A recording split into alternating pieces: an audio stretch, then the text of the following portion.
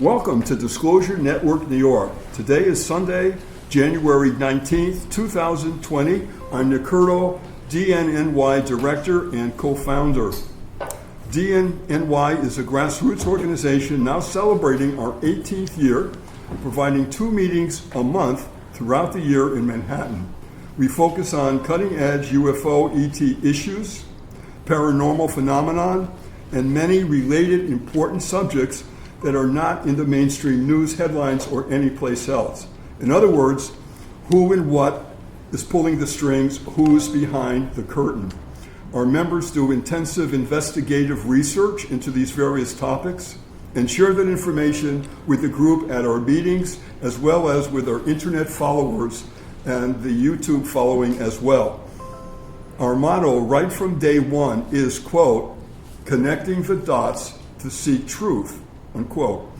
We have available to everyone worldwide a dnny News Blast email service focusing on the topics of special interest, and that is totally free. Just visit our website, let me give it to you now, www.dnny.info, and type in your email address and then click. That way you'll be connected with us and you'll be knowing everything about the meetings and special events and news events that are cutting edge. Many people have already signed on for this service, and again, it's totally free. We send a number of emails every week because, as you probably know, this information of disclosure and all that goes with it is truly exploding, never more than right now. It's a very exciting time. Okay, now I want to introduce our featured guest speaker for today. Jay, welcome. Thank you. Thanks for having me. I've been really looking forward to this. We've had coffee and you've told me a little bit about your interests and what you've been doing. And yeah. Good for you, man. Really, good for you. We need more people like you. We do. Thank you. It's been a wild ride these last few years, but for all of us, yeah. and it's still going on. Yep. So I just want to, just the beginning of this, go very quickly to the very beginning of your background. This will take a few minutes, but I just want the viewers here at the internet, as well as our people here in the meeting, to know more about you. Where were you born? Where? I was born here in New York City. Oh. So I'm just a native city boy. What borough?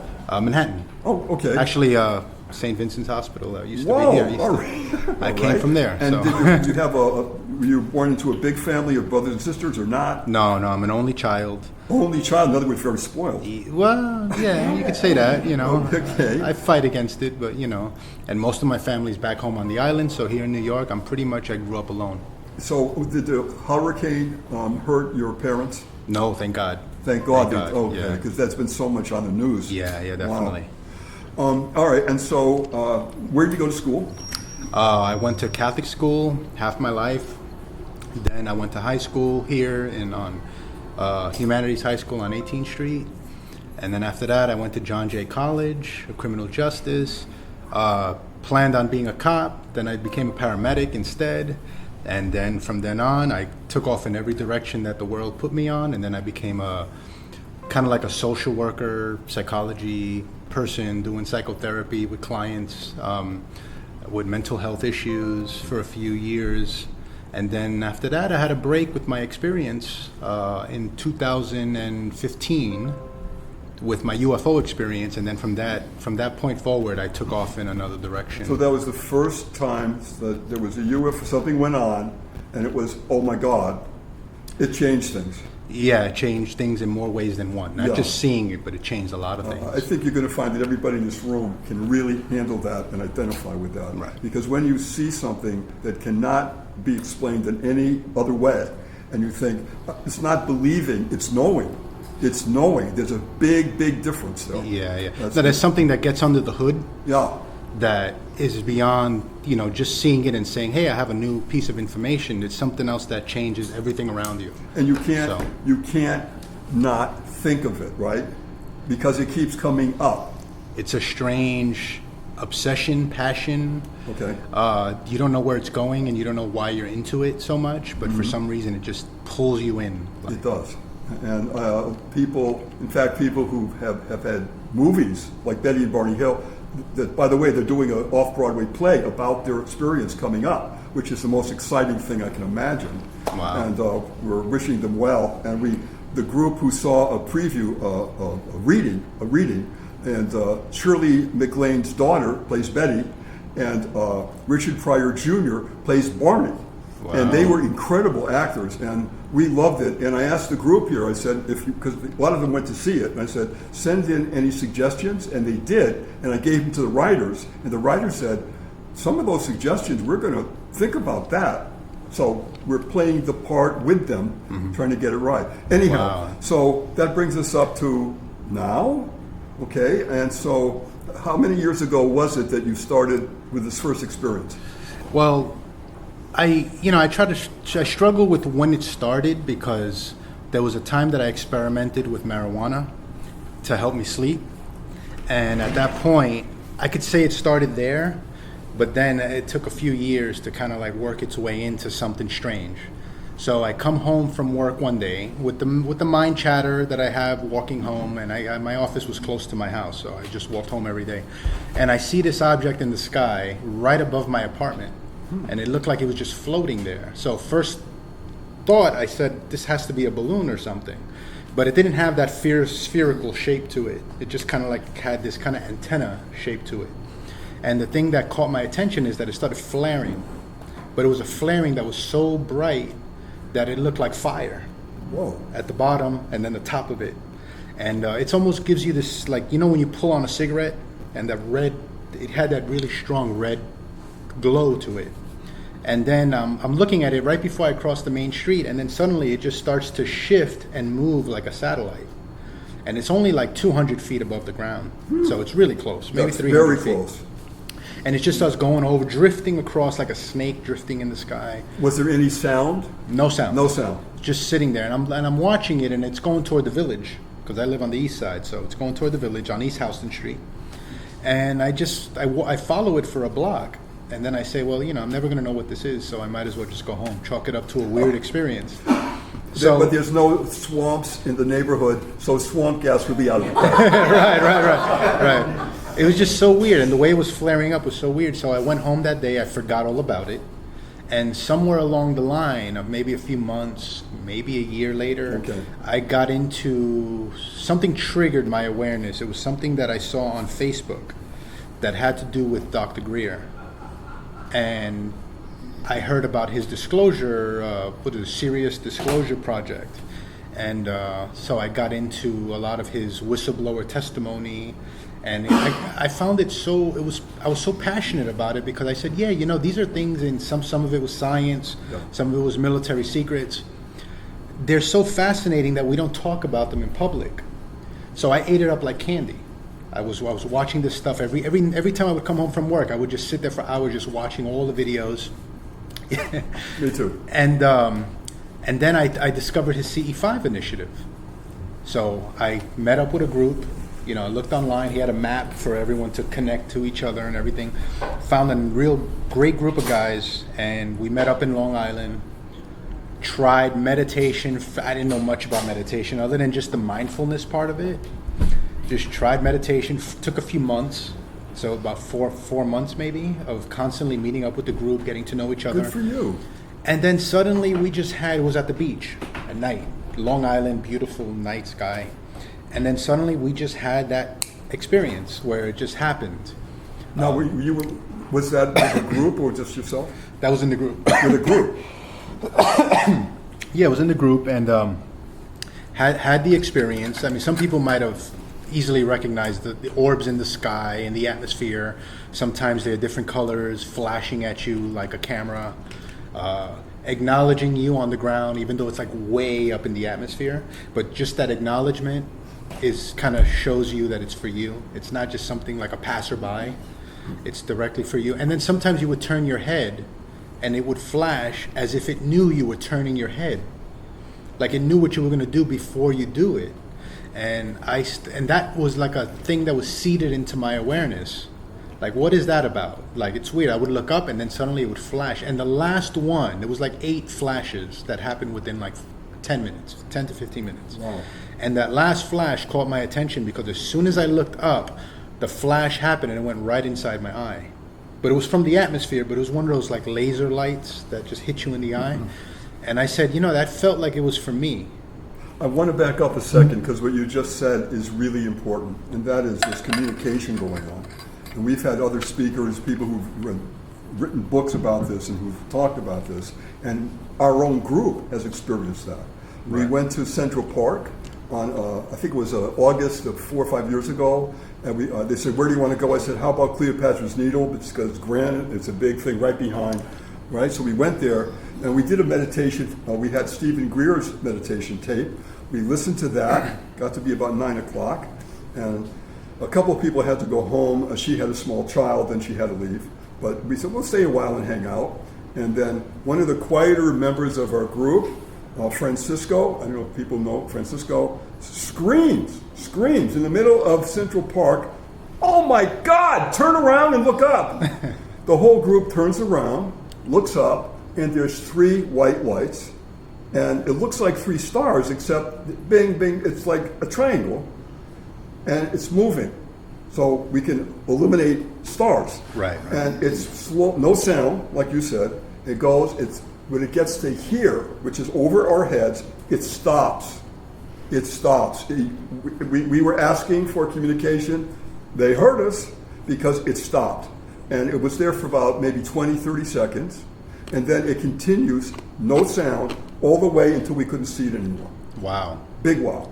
And that's an example of what you're saying. So there is this, someone's listening or someone's understanding, and if you open your door, they may come through. And that's the main reason why I actually wanted to talk today, because Good. after that happened, there's a series of events that happened in my life after that. So I guess maybe let me start with that first, and then I'll work to the idea, because I became a researcher on top of an experiencer. Good. So little did I know, I was actually wearing 2 hats. I was wearing the hat of just doing it and having the experience and doing the meditation, the mantras, the breathing. And then at the same time, I was saying, but I need to know how this works.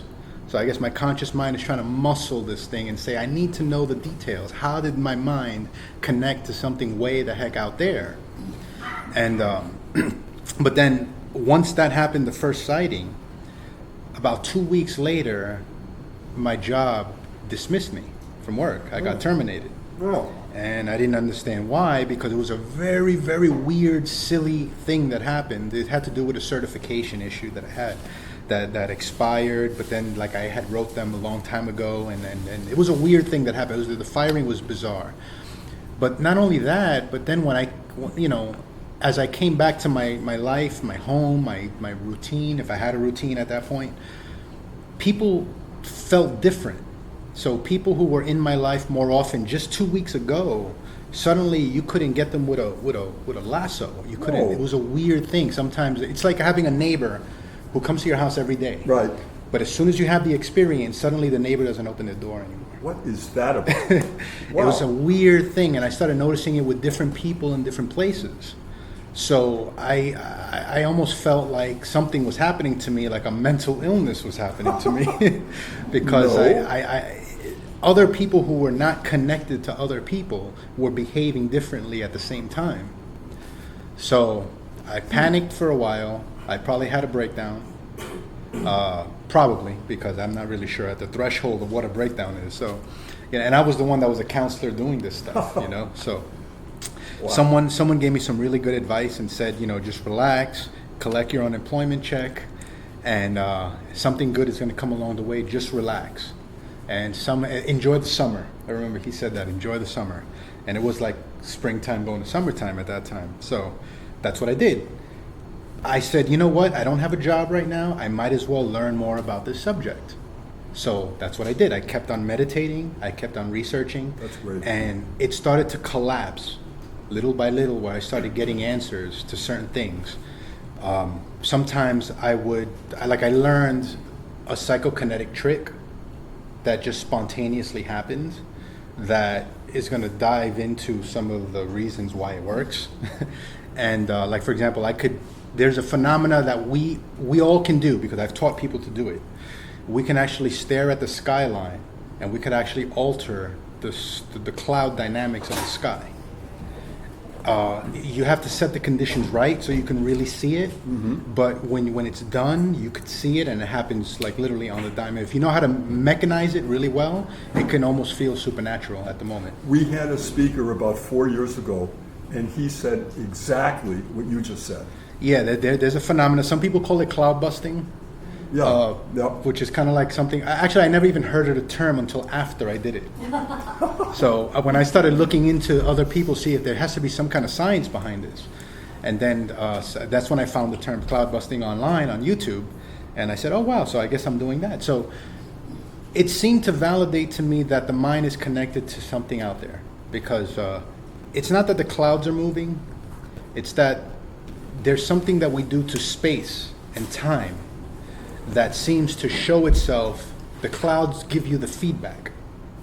Okay. It's kind of like the way a storm would work and a tornado would work. You know what I mean? Like you could see the feedback in the materials moving around, but the clouds are what give you the feedback. But on top of the clouds, other things started happening.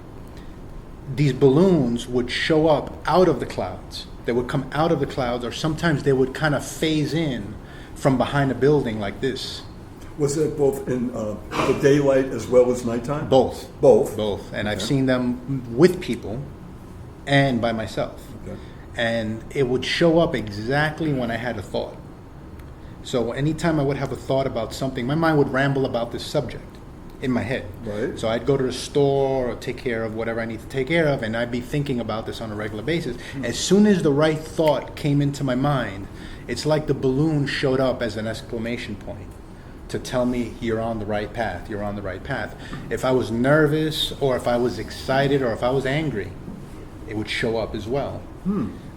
There was a time I was walking on Broadway, and I had to deal with some pressing issue with the parking space, where I was running back and forth to my car trying to get tickets for, it was a weird thing. Oh, yeah. And as I ran, I totally went out of balance, in terms of my alignment. And then as soon as I'm running back to the car, suddenly on Broadway, right on NoHo, right before, a little north of Houston Street, this balloon ornament just started floating toward the middle of the street, and then it stopped in the middle of the street, and other people all over Broadway were looking at it because they thought it was bizarre, because it was moving like a poltergeist. Okay. So then it started moving a little bit to one side, going in a straight line, all the way for 1 block, and then it went back up, and it started going up to the clouds. And I said, what the heck is that? Now I know there's something going on with these balloons, because at first when you see these balloons, you think balloons. Somebody Right. must have just let it But off. wouldn't that be the perfect way to put, if we were going to a different planet and we wanted to scan the planet for all those reasons we have, you would put something to observe, and it would be something that would be natural for them to say, yeah, we know what that is. Right. As opposed to something mechanized with Right, and you can interact with people on the ground where there's a lot of other people around, and nobody will be the wiser. Bingo. So I knew there was some paranormal phenomena there. And I would go and, like, let's say, get ready to go run and work out, and then when I go to where my starting point would be, the balloon would be there waiting. Or sometimes I would go take care of something at when I got my unemployment check, I had to actually go and take care of some stuff and deal with court, because of course my job fought the unemployment. So I had to kind of like control and help, try to align myself to make sure that I, be in a positive state. So as soon as everything works in my favor, I walk out of the courtroom, and I go outside, and there's a balloon outside. Whoa. So I said, now it looks like this thing is following me, so I decided I said, look, I know there's a balloon phenomena. There's something interacting with me. There's sometimes they're shape-shifting balloons. Uh-huh. Sometimes they're orbs. Little by little, it got closer and closer, and I got even weirder experiences. Like I had a big dome show up in the middle of the night while I was with a friend.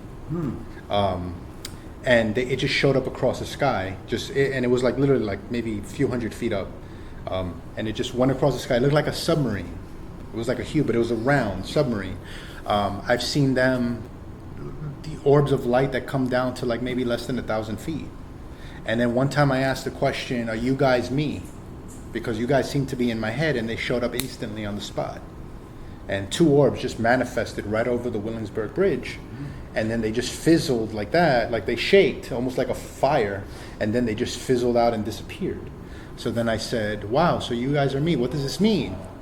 So I went back into my research and I started learning about some sciences that I started when I was listening to Dr. Greer, and I started listening about this physics concepts and anti-gravity and everything. And I stumbled upon a lot of things over the years that I don't know who they are. The who it is or what is or who is. I do know it's connected to us. Yeah. However, I think that they're trying to show us something about the nature of this reality that we're living in. And I was shocked to discover that for over 200 years, we have already developed the science to understand it. And that we have been, scientists have been cherry picking science as the decades and the century goes on to make sure that their narrative is correct without going back and looking at the things that contradict the things that they've already discovered. Mm-hmm. So if I can, I'll read an article here. Please. That kind of goes, it sets the tone for what I want, because this is what I really want to talk about, is this issue. The experience is okay, everyone has an experience, not to discount it, but the real issue is what's actually happening mechanically. All right. In its complexity, the UFO phenomena is a manifestation that operates behind the mind of the observer. What that means is we never just see an ET craft or a UFO by chance. We manifest an ET experience. This is why meditation can trigger the experience for one person or a group of people, as SETI's Dr. Stephen Greer teaches in his CE5 protocols. Once frequency dynamics change within an individual's DNA, be it through meditation, psychedelics, or even a traumatic or extraordinary experience, the attachment to or persistent visualization of the UFO phenomena can potentially manifest and lay dormant inside one's mind-matter matrix. This is why the phenomena tends to follow individuals after the first set of experiences, as was reported in a May 2018 article in Newsweek regarding the Pentagon's assessment of the Skinwalker Ranch phenomena. So there's going to be a lot of claims here, and I'm going to go through all of them little by little, but I'm just going to throw it out at one time. Please. If advanced ETIs, extraterrestrial intelligences, manifest out of our minds from a different spatial reality, but still manage to appear in our physical space, it can only mean that it's coming from a different understanding of reality itself. Through the study of quantum mechanics, it's fairly understood that all time, matter, and space is occurring in a sort of simultaneous fashion. After all, it was the famed physicist John Wheeler who proposed the idea and quoted, "Time is what prevents everything from happening at once." So the UFO experiencer appears to be the type of person that begins to perceive the theoretical with little or no resolution or acknowledgement from the public on what they are experiencing. To go a bit deeper, from a quantum mechanical perspective, all matter is made up of entangled particles. Forgive me if this starts to get pretty sciencey. Is made up of entangled particles that charge with different frequencies of energy. Think of it like a web of light that changes into different webs of light each moment. The next moment is only vibrationally different than the moment before. So essentially, we are observers just stepping from one moment to another moment. We see this process with our senses as the passage of time. As we move through the world, whatever's around the corner is really a collection of potential outcomes rather than a linear progression of a singular event. This is what made Erwin Schrödinger's cat thought experiment so critical in understanding the macro world of quantum mechanics. This advanced physics of tomorrow was discovered well over 70 years ago. It has implications that seem to have been studied deeper in secret and away from public view. It means that, in it, there is something tangible about the way the future operates. As well, it also speaks to the modality of how the dream world may work as it relates to this world. ETIs choose to intentionally enter our personal spaces to bring us personal experiences that are related to our energy states and life paths. On some level, this gives new meaning to the idea that we are the ETIs in some reality or dimension. We bring in the phenomena into this world for everyone else to see. Now, this doesn't mean that we are literally them, but in ether, we're going to talk about ether because this is a big subject. In ether, where consciousness moves light, and to our current scientific understanding, worlds, we become many people and many things in many different places in time and space. We cross-connect and may be able to bring but a glimpse of the energy that we share with those other universes and still call it our own. It means that the UFO phenomena passively addresses issues of higher dimensions, simultaneous incarnations, or what was always understood as reincarnation. These topics put philosophies of Buddhism and Hinduism leagues ahead of our sciences in Western culture today. So from a strictly scientific perspective, it validates the modality of the theoretical multiverse that was proposed by physicist Hugh Everett in 1956, I think. As well, it narrows down the implications of quantum entanglement, superposition, or in simple terms, many worlds. Because every moment is an entanglement with a different world that we just see as a different moment, consciousness uses imagination, belief, and anxiety levels as the driver. It means that from a deterministic perspective, although the future may be set in stone, free will hides in the probabilities that we walk into. We're all essentially time traveling between different now moments simultaneously and all agreeing on the fictional passage of time. This concept calls into questions the real working of mental illness, paranoia, narcissism, and most importantly, schizophrenia and dissociative identity disorder. It brings validation to New Age concepts like the power of manifestation, visualization, synchronicity, the law of attraction. It challenges the idea of an objective reality and forces us to entertain concepts of a subjective experience. A few more minutes. It's the reason channelers, shamans, and mystics have been able to pierce the veil of secrecy to bring us truths about the universe decades, centuries, and even a millennia ago. It deals with understanding where intuition comes from, where the aha moment comes from, what angels and demons really are, and it forces us to reassess ideas of prophecy and the entire conglomerate of religious experience. In fact, most, if not all, religions have originated at the point of a prophet touching the veil between worlds.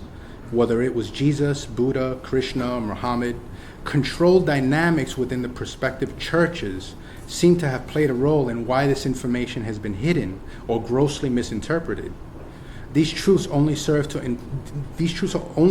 empower the individual, which diminishes the power of a church or an institution, and it could even diminish the power of a state. This is why it's so dangerous for the public to know about UFOs. This has profound national security implications for governments when they discovered what ETIs came from and how they get here. Technological secrets behind ET ships is only part of the story, and probably the smallest part. The biggest picture involves ESP, remote viewing, religious reinterpretation, and timeline manipulation. In my view, this is what disclosure activism should focus on. It's not about the Navy's confirmation that UFOs are real, or simply seeding to the public the idea that we may not be alone, but leave it open to interpretation without any follow-up. It's not about the continual threat narratives being played out by the corporate media. It's about disclosing the true nature of who we are, why we're here, and how this matrix of life really works. It's about ending secrecy. So the next time you wonder why many in government believe we can't handle the truth and only disclose bits and pieces of the big picture, perhaps this is why. It can be very easily misunderstood or even disbelieved by many. And for governments around the world, this kind of knowledge would only serve to loosen their grip on the mass mindset they appear to be trying to steer for the purpose of influencing timelines and events in favor of the survival of the national security state. The most mind-blowing part of it all, it could very well be that we're all just playing out a completely unconscious process of evolution on all sides. and that we're exactly where we need to be on the path of discovering all of this for ourselves. Wow. That is so timely. That is so cutting edge. Jay, that's Thank you. incredible. Yeah, all of it, every word of it.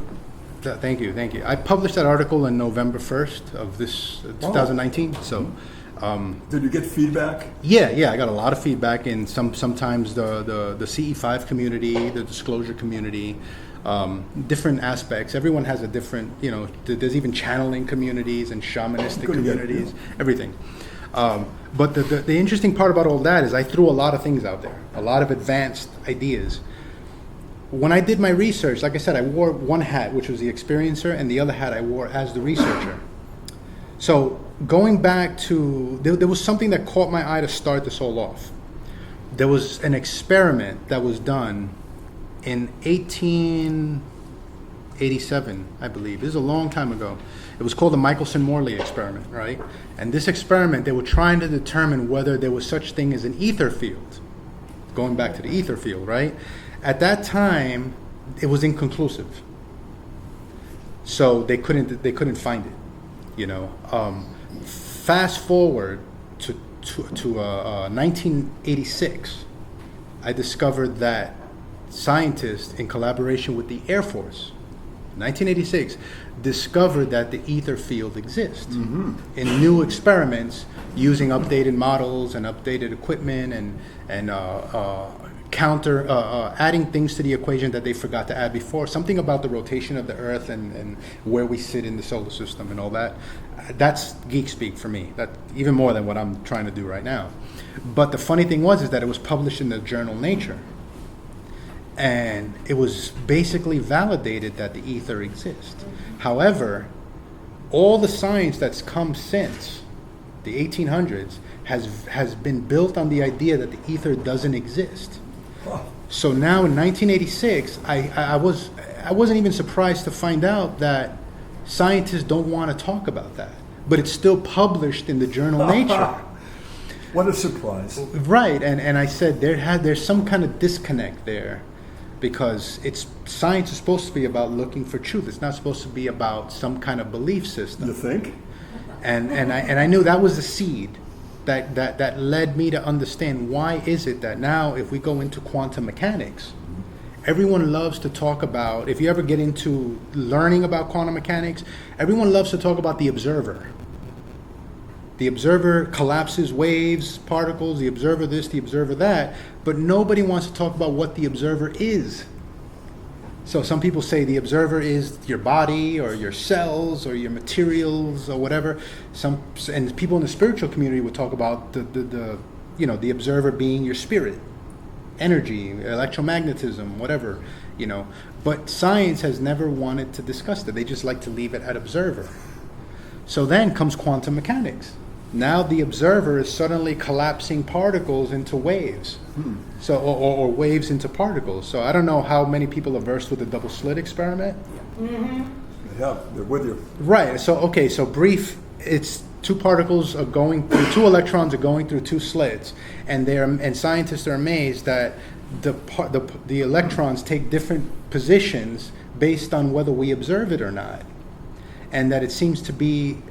They say a passive observation. I don't know how passive that is, but a passive observation. But the point is that matter, which is made up of particles, don't seem to be matter. It seems to be some kind of wave.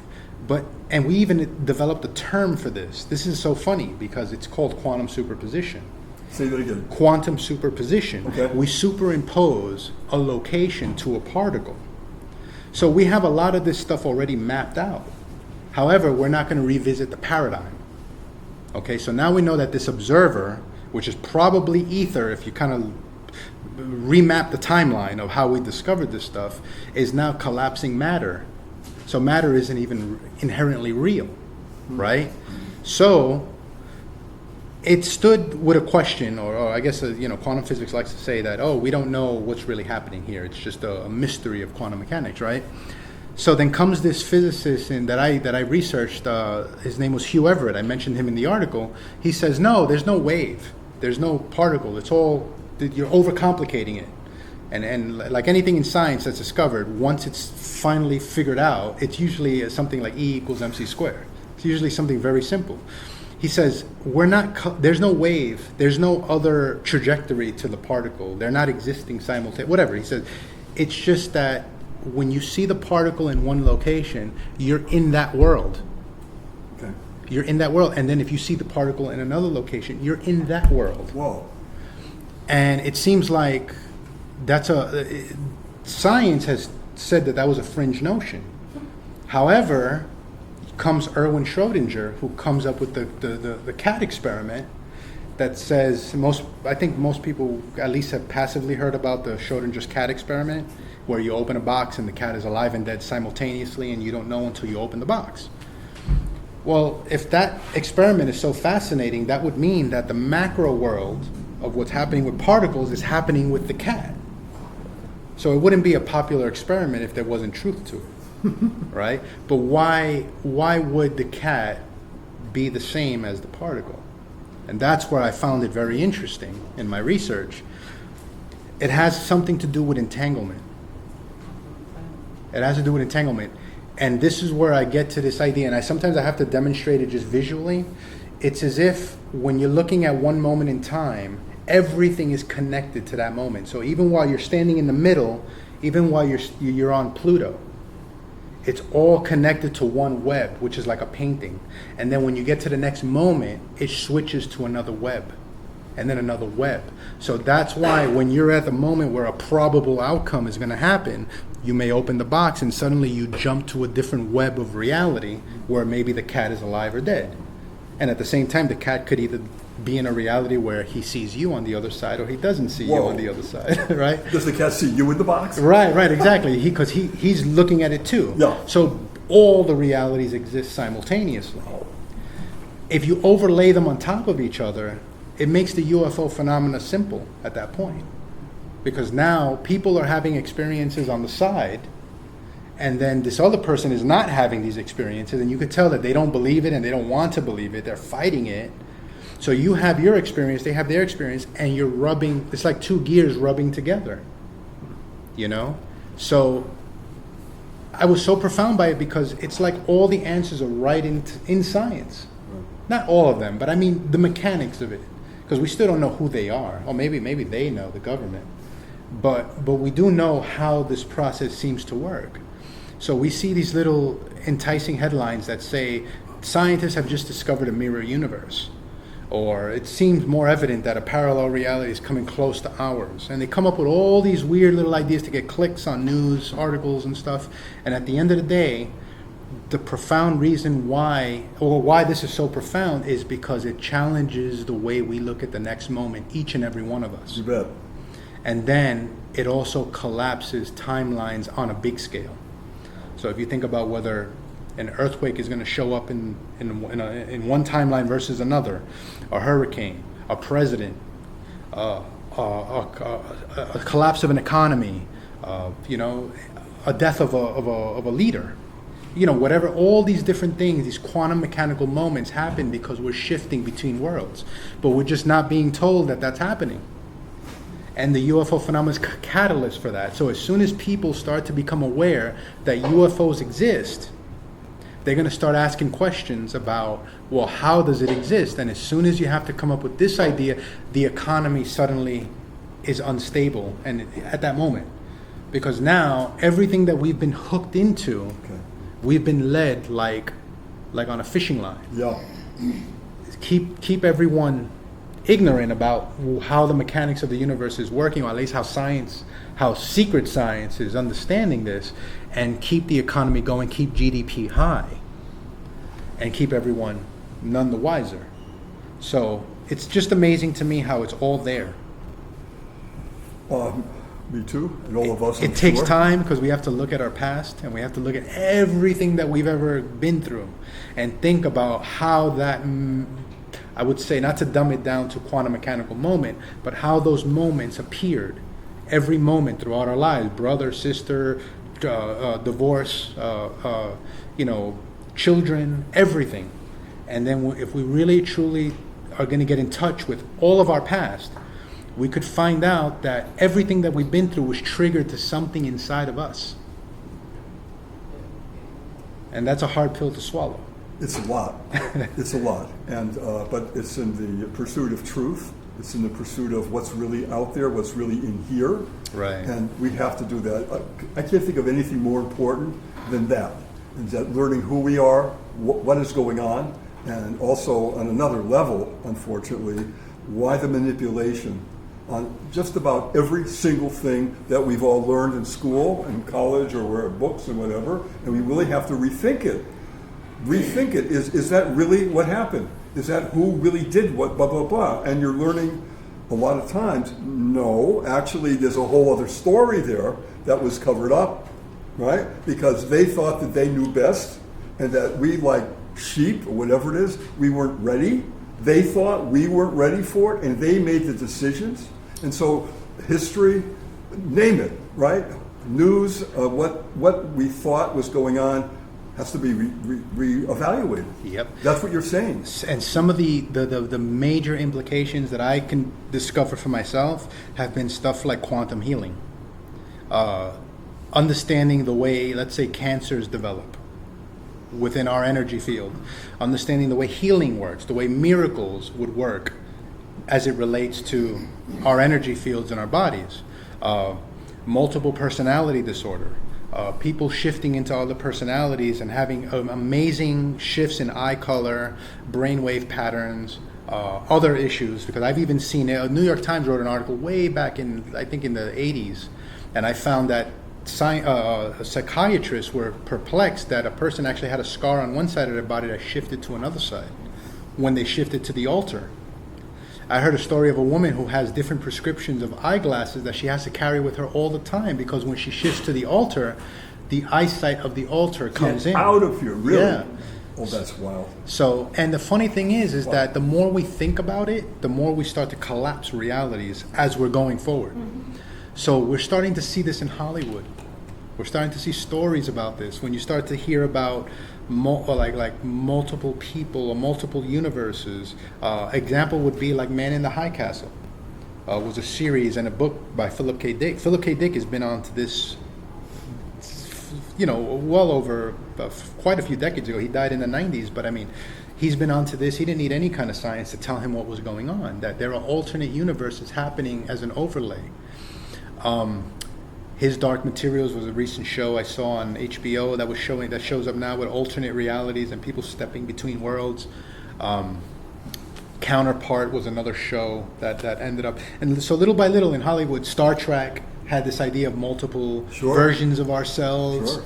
And the idea. By the way, Star Trek was Gene Roddenberry and the writers, and they were students of something called the Urantia book. Amazing. Which we study from 1 to 2 here before we have the disclosure meeting.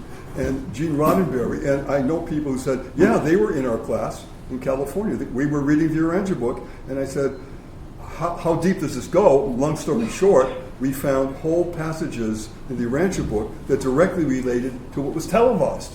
Wow. And we actually, I'm going to email it to everybody. We have a document that shows that.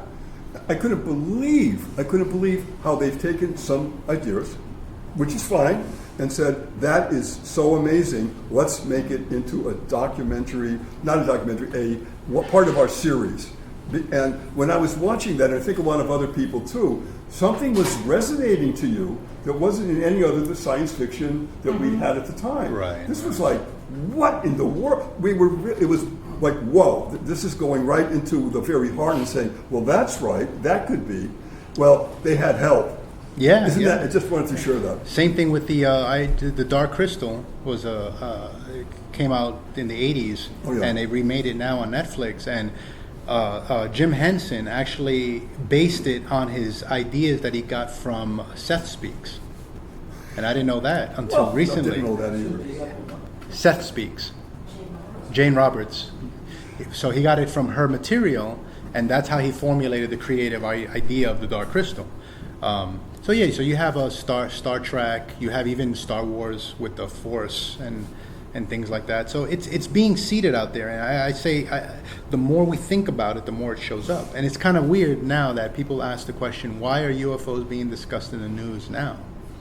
And I don't, I just say that the more attention we put onto it, the more it's going to happen. The more it's going to happen. And it's not about, I wanted to tap into conspiracy theories a little bit too, because it addresses that issue as well. Because even a conspiracy theory that may be projected to be 10 years down the road, 5 years down the road, is also in this framework as well. Because it would be a parallel reality that would exist in what we would perceive as the future. So that means that we can choose to align with it, because as soon as you think about it, you cross-connect to it. But as soon as you go in another direction, suddenly that drops out. The law of attraction goes into exactly what you're saying. The law of attraction, the law of manifestation. Yep. Whether wealth comes into your life or not. I mean, of course, I'm exploring that as well. We're all exploring that idea, like hoping we hit the big one day. But regardless of that, the point is, it's like sometimes you just get these mind-boggling synchronicities that happen in life that you see you're cross-connecting between different universes, but no one's there to explain it to you as to what happened. You just chalk it up to a synchronicity. And every family out there, everyone out there, whether you've seen a UFO or not, has always been able to tell a story about a synchronicity. My own father, right, he's a total skeptic, and that's fine. He had his own amazing story that he shared with me, and he completely dismisses it. And I can share. It's not personal, so I can share it. Forgive me, Dad, for putting you on the air. But he had an experience where he had a dream where he was at a casino in somewhere around I think in Yonkers casino, and that he sat on a machine where it hit, and he hit $10,000 on that machine. The next day, they actually went to the casino, and he sat on the machine, and the guy next to him said, "Did you know that someone hit $10,000 on that machine yesterday?" Get out of here. Whoa. And I said to him, "And you didn't think there was anything to that?" And what did he say? He said, "Nah, it's just a coincidence." Right. Thank you, Dad. Yeah. So there are people who dream together. I've had that experience twice, where people have the exact same dream on the same night. And sometimes when it happened to me, I said, "You're lying." I was like, "That didn't really happen to you, did it? Really?" But these people aren't, they aren't the kind of people who make up stories.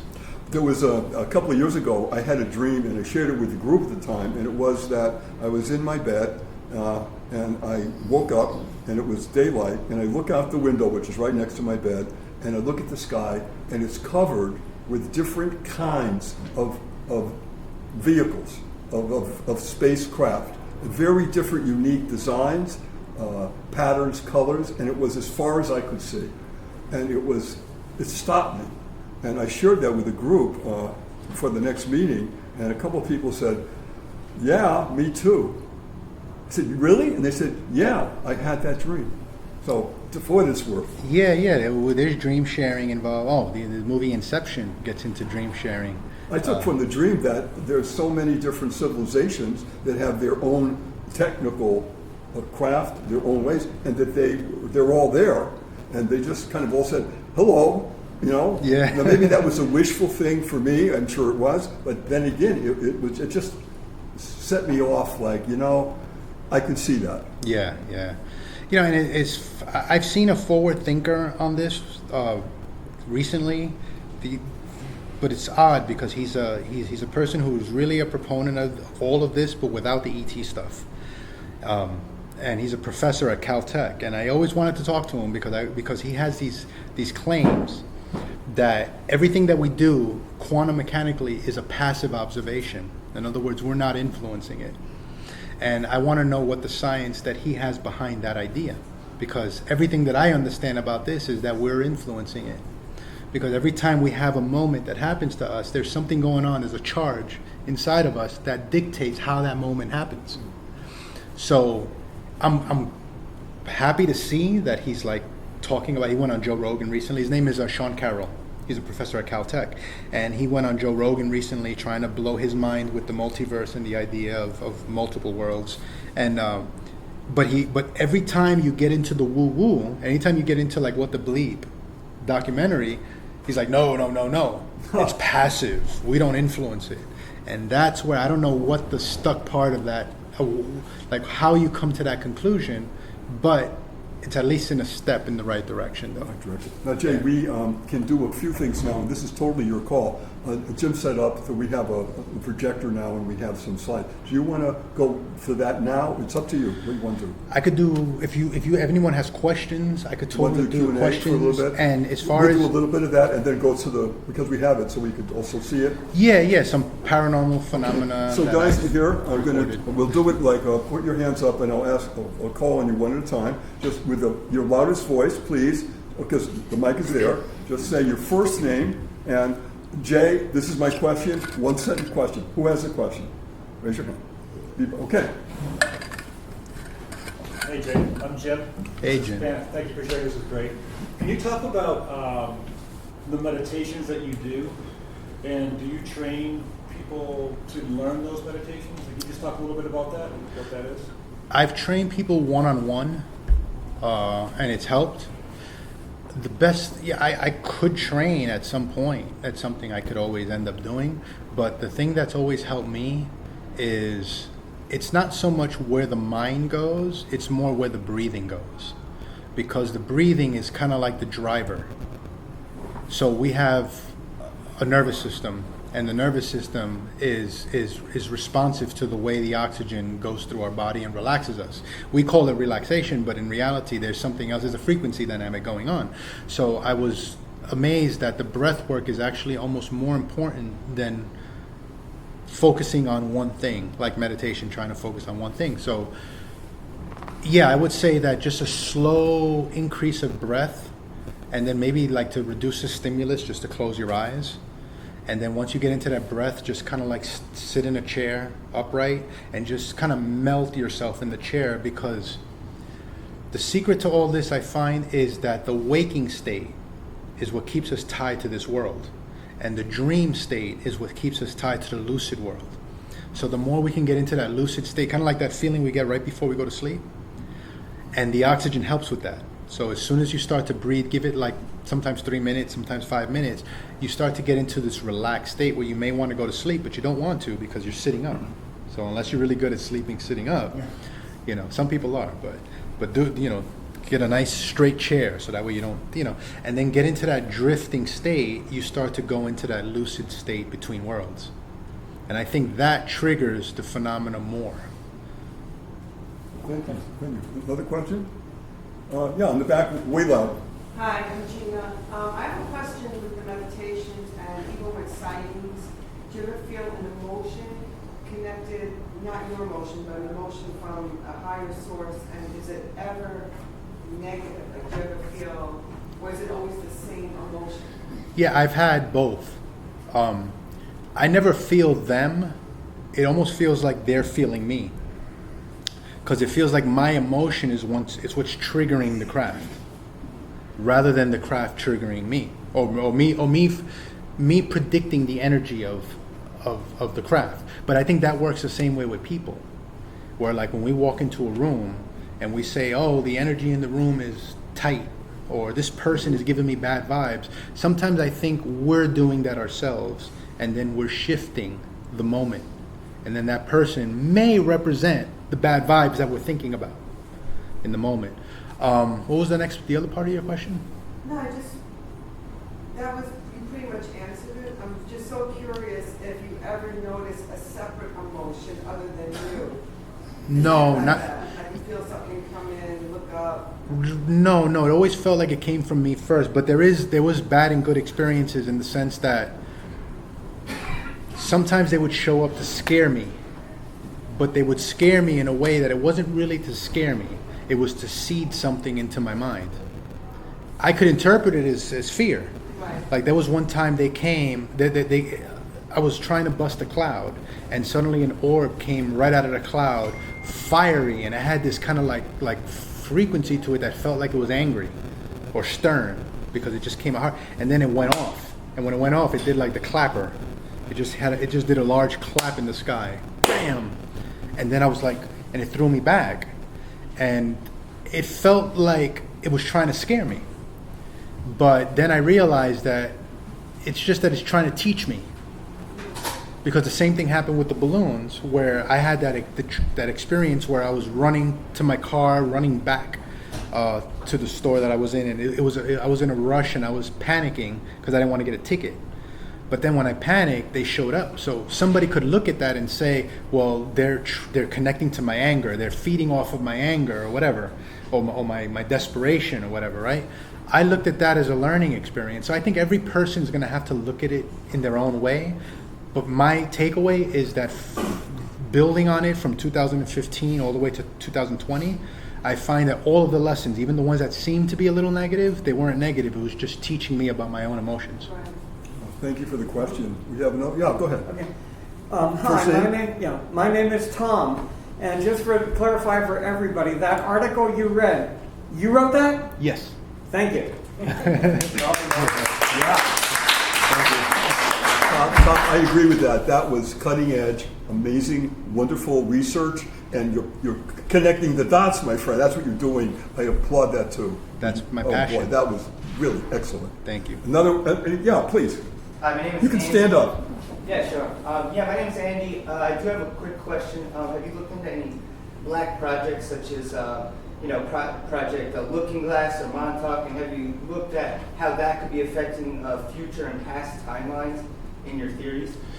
Yeah, I heard about Project Looking Glass. Yeah. Heard about it. Is it true, or is there a real situation like that? Of course, I wouldn't know. I'm not in the government. But I would say that according to the mechanism behind all of this, it has no power unless you believe it. Because they can't control you unless you're willing to look into it and believe something that they're putting out there for you. So it's like a friend of mine asked me one time, do you think CERN is manipulating timelines? I said, CERN would manipulate timelines if you believe that they're manipulating timelines, because then whatever you confirm, it's like confirmation bias. Whatever you confirm, or whatever you believe starts to become confirmed. It becomes evident. So it's like the idea where, like, okay, I have these ideas about the multiverse. Suddenly it starts to become confirmed because I start looking into it. And I start looking at it, I start finding pieces of the puzzle. So even though my reality is collapsing looking at UFOs in the sky, but my reality is collapsing on the ground because things are coming to me and they're giving me the answers. So I would say just look at your what you want to manifest in the future. And I think that it could either phase in or phase out, depending on how much attention we put on it. Thank you for your question. Yes, please. Stand up, please. Your first name? Alexis, I'm curious what your thoughts are on the intersection of the occult and magic and your research. Yeah, I think that the occult has obviously been around for a long time for a reason. It's because some people,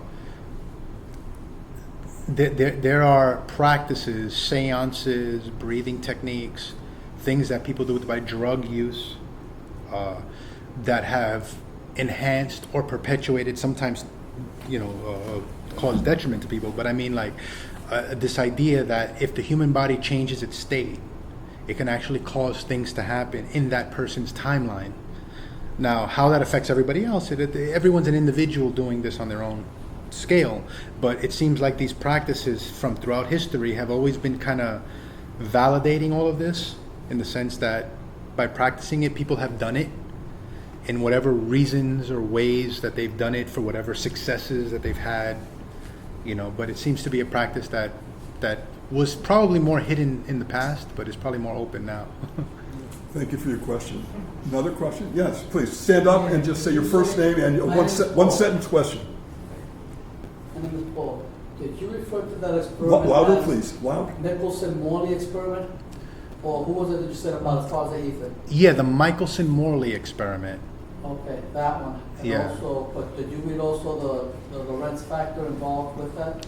Yeah, what I would do is, if anybody wants like technical information on each and every one of those experiments, like, because I put it together, and of course I don't know everything. I put together the best that I could over the years, but I've looked into them enough to know that there's something going on with this. But if there's any experiment, you want the Michelson-Morley experiment or the 1986 redo experiment, I could always email it to anybody who wants it. Okay, is there one more, and then we're going to have to go through slides. Yeah, stand up, please. First name and your My question. name is Hal. You said something that just raised a question with me. What you said about manifesting reality, that if you confirm it, it's happening. If you don't, it's not. So using CERN as an example, let's say half the room is manifesting it's not doing anything, and half the room is manifesting it is. Does that mean it is to some people and not to others, or how would you work on the reality of that? Right. I mean, those are theoretical questions about like whether does it really take a group to change a timeline, or can one person alone change a timeline? I have my own perspective on it. I think only one person can change a timeline. I think it only requires one person. But I think we have to get in touch with the idea of who are we as an individual, because I think that we may exist in all the timelines. And I think the soul, if you get at the soul, your own soul, I think it's more central. But when you start to get at the experiences, like who's going to call you in the next moment, or who you're going to run into next week, or you know, is Donald Trump going to be reelected president in 2020? I think that I think all the timelines exist, and that once they exist, all the people tend to exist in all the timelines. So you always have confirmation bias from everyone around you. So yeah, I think that's just the way it plays out. But again, that's just it starts to get into this loose area of trying to work the theories out, you know. Jay, why don't we go to the slides just so we can do it? If we put the lights off, Val, thank you for that. And if you will, you can see. Oh, there you go. Okay. I need. Let me get out of the way here. I downloaded all your videos and I have them queued up already in the order that you sent me last night. So Okay. I think the quality is okay if you want to. Why don't we try with that first? And there's photos. Okay, so right now we're just, want to get over Do here? you need me to get? Yeah, we're good. We're technically just getting ready to see a few slides here. This is just some videos and photos going through a little bit of a chronological list of some paranormal stuff that happened through the years, and just to validate that I'm not crazy. So I guess. We know that, Jason. Get the US. It wasn't here. There's one UFOs. I put them in order straight through. Awesome.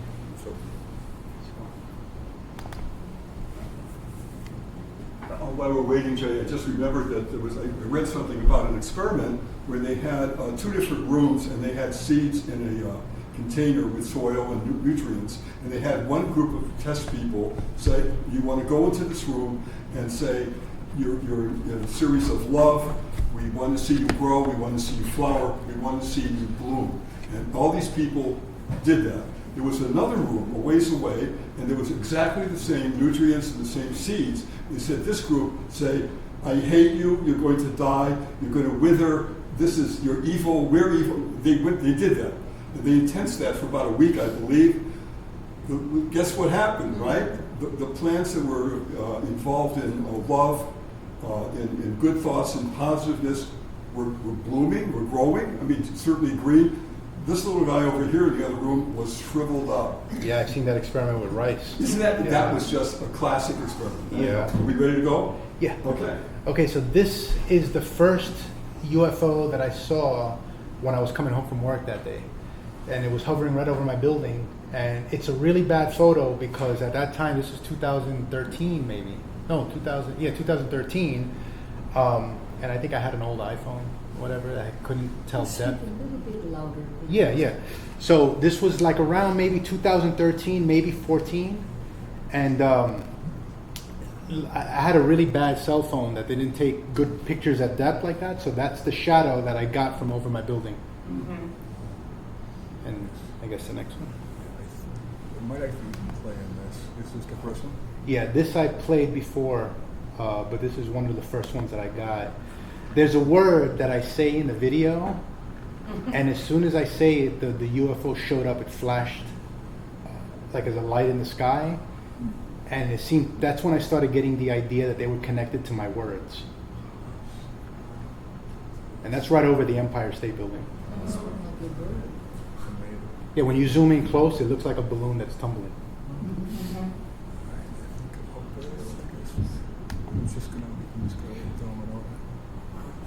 This is one where I started cloud busting and I meditated and I actually made all the clouds disappear in the sky, and then suddenly this critter came and he started playing with me. You see the plane beneath it too.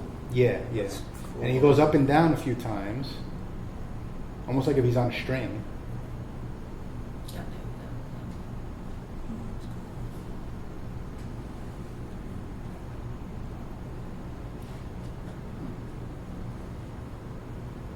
And you see the little charge of electricity on the sides?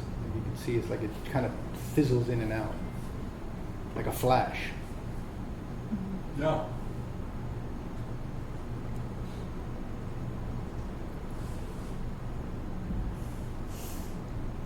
Are these all over like Manhattan or? These are just right out my window.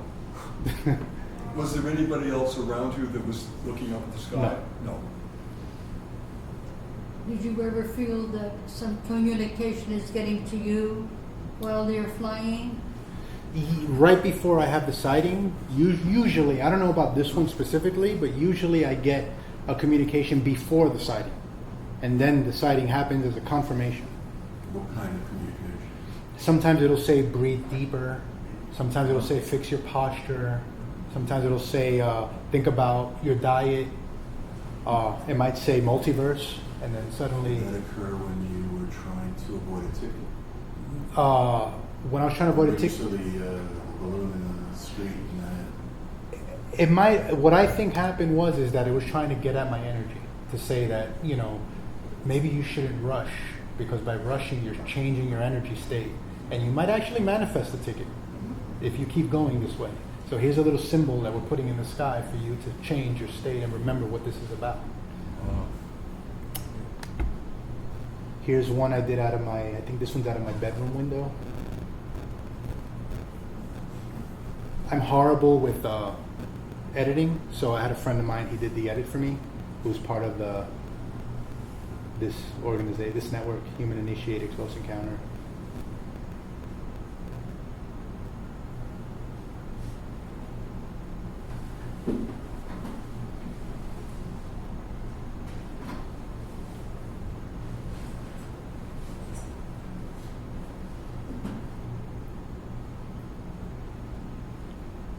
This is where they start coming out of the clouds.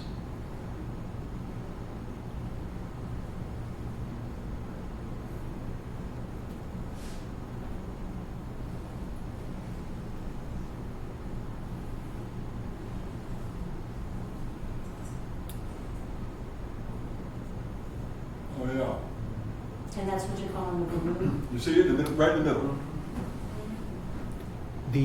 Sometimes they're balloons. Sometimes they're so far away that you can't tell if they're balloons, but you could see like some kind of structure. Sometimes I've seen a white light that looks like a plasma, and then it shifts into a balloon. I've seen a few times where there were clouds in different areas, and I saw white whatever, and they were going between in both directions. Have you ever experienced? Yeah, here we That's go. exactly what's going to happen here. So he stops there. Almost looks like he's thinking about where he's going to go next. Maybe he was. Or he, she. It, yeah, right? Yeah.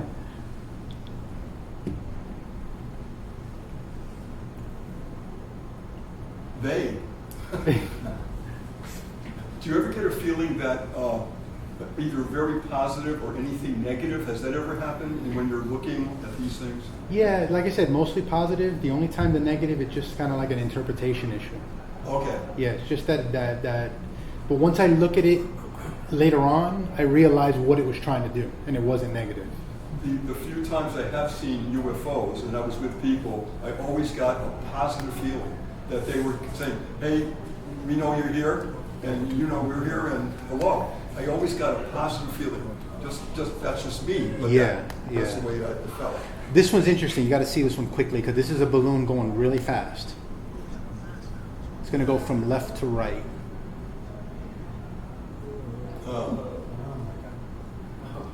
And the tether is going with it in a straight line. So I don't know if you want to replay that again. Or? Sure. Okay, we got about maybe 12 more minutes, just so you know. Okay. And you already agreed to a part 2. Yeah, definitely. See. So it's almost like on a train track going straight down. And then this one is, actually this is the same one, but it has audio to it, but it's okay. We don't have audio.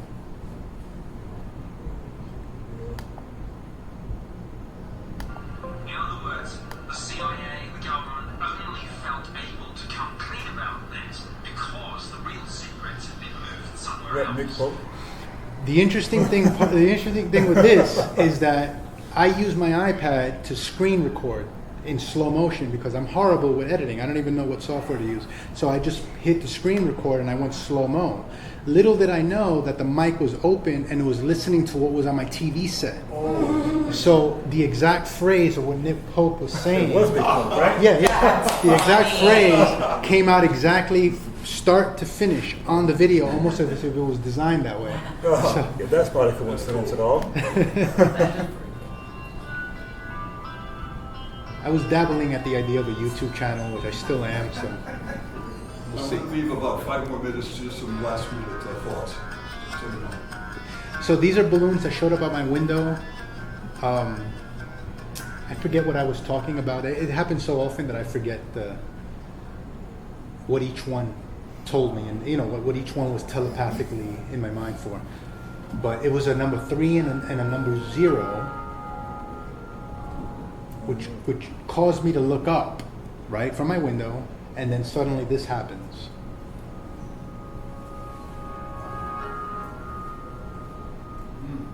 Oh, yeah. oh. Can you do that again? Right there, like it's in an instant. Nice. Dude.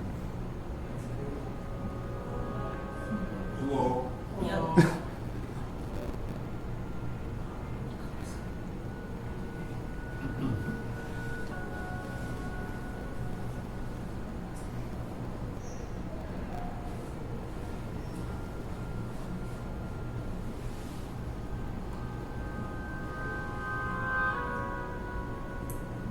So these are out your window in which borough of New York? Manhattan. Okay. Do your neighbors notice it as well? Do you know? No. Like I've never spoke to them about it. Next one.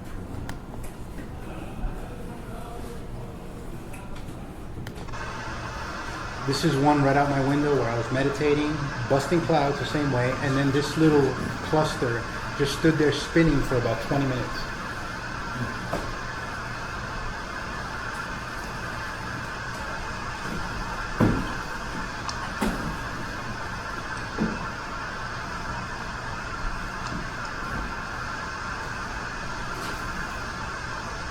Now the video is much longer than this, but this is just an idea that it just stood there in motion, just spinning.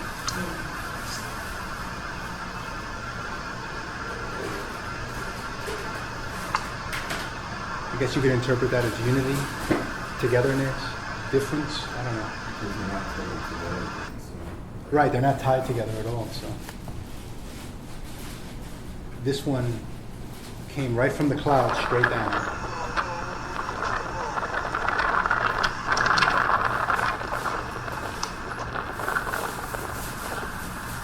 This one is interesting. Wow.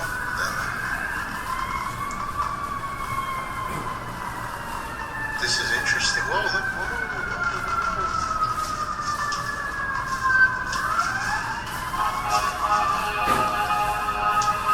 Well, that was interesting. Next one. Whoa.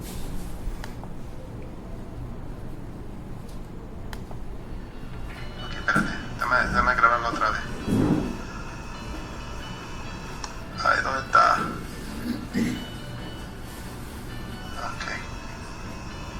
Okay.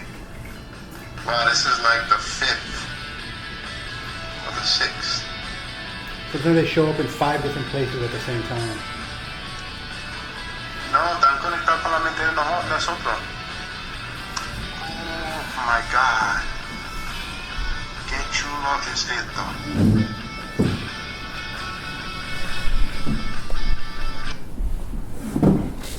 Okay, we're gonna hold that. Could we put the lights back up? Thank you. So Jay, we're gonna go to now some final thoughts here, and you've already been asked to do a part 2, and you kindly said you would, and then we can expand that more for the next time. And I'm gonna call you for your schedule, and we'll figure it out. Maybe sometime in the early spring, whatever's good. We'll see. Yeah. Great. So we're up to now the final thoughts here, and I'd just like to spend a few minutes with just your final thoughts on the whole subject, whatever you want to say. No, I think that I think it challenges us to dig deeper into what's going on here on Earth, rather than thinking about the nuts and bolts issues that go on in the sky, and what that's about. I think the message that they're giving me is that figure things out here on the ground, because that's where the true change is going to happen. And then once you figure that out, then we can worry about either, I don't know if it's in the future lives or maybe just in the future timeline, we can start to deal with the excitement of dealing with other entities. But for now, it's just get our house straight. What an exciting time to be alive.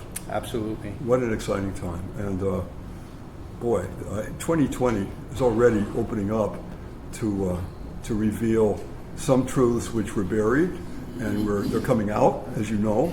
And I think there's explosions coming up of truth, and it's going to be quite a ride. You said the same words, quite a ride here, and I think so too. A lot of people in the group have said something very similar to that. Yeah, and I think this year is probably going to be one of those years that, we'll have more revelations about things. Maybe some of this stuff will actually start coming forward, and the engine behind it, which is what I hope happens, because there's so much negativity, especially in this country right now. You bet. That I think that this can help us figure out our own individual negativities within us, or our biases within us, and help us change it. And there's so much misdirection that it's all over, the misdirection, deliberate, to throw us off from seeking our inner truth and truth about science and about what's going on in the world. And it's deliberate and it's aggressive. We have issues of 5G, of smart meters, who and what's in back of that, when the science is saying, don't you do it because it's, I think there's 500 reports that say it's the worst thing you can do for your health, right? I mean, all that's coming up. It's all exploding. We have a big demo next Saturday here at the Public Library on 42nd and 5th Avenue addressing that issue.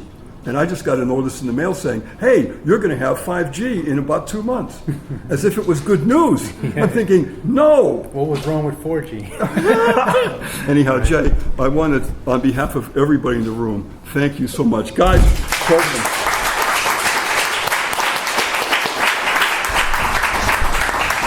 absolute honor. Thank you so much. This is Nick Curto for Disclosure Network. Go out there, connect your own dots of truth, and look for you to see each other soon. And we'll be here again with another program coming up. Goodbye for now.